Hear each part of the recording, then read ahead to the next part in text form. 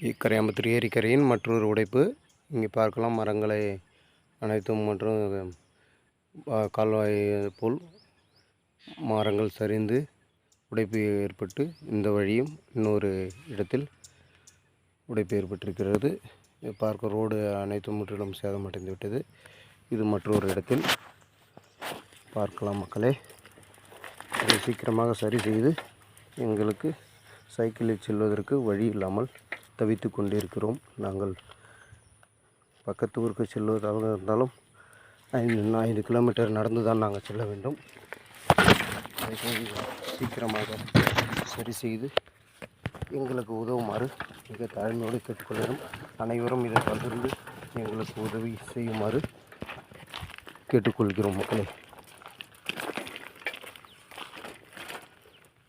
ஏரிக்கரையிலிருந்து கரையில் இருந்த மரங்கள் அனைத்தும் வேரோடு சாய்ந்து கொண்டு ரோட்டில் வந்து கிடக்கிறது. இதை சரி செய்து எங்கள் வாழ்வாதாரத்தை மேம்படுத்த வேண்டும் ஐயா. இதை அதிகமாக பகிருங்கள், ஷேர் செய்யுங்கள்.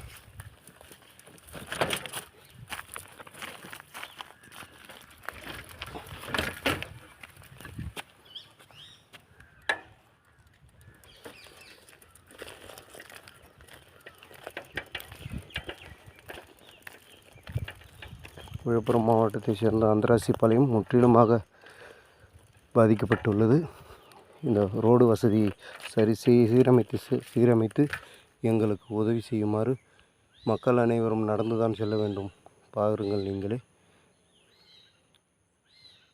ரொம்ப கஷ்டமாக இருக்கிறது ரோடு இல்லாமல். இதனால் வேலைக்கும் செல்ல முடியவில்லை, பள்ளிக்கு செல்ல முடியவில்லை. ரொம்ப கஷ்டமாக இருக்கிறது. அனைவரும் சின்ன பிள்ளைகளை பள்ளிக்கு அனுப்ப முடியாமல் சூழ்நிலை வந்து எங்களுக்கு வாட்டி வதைக்கிறது.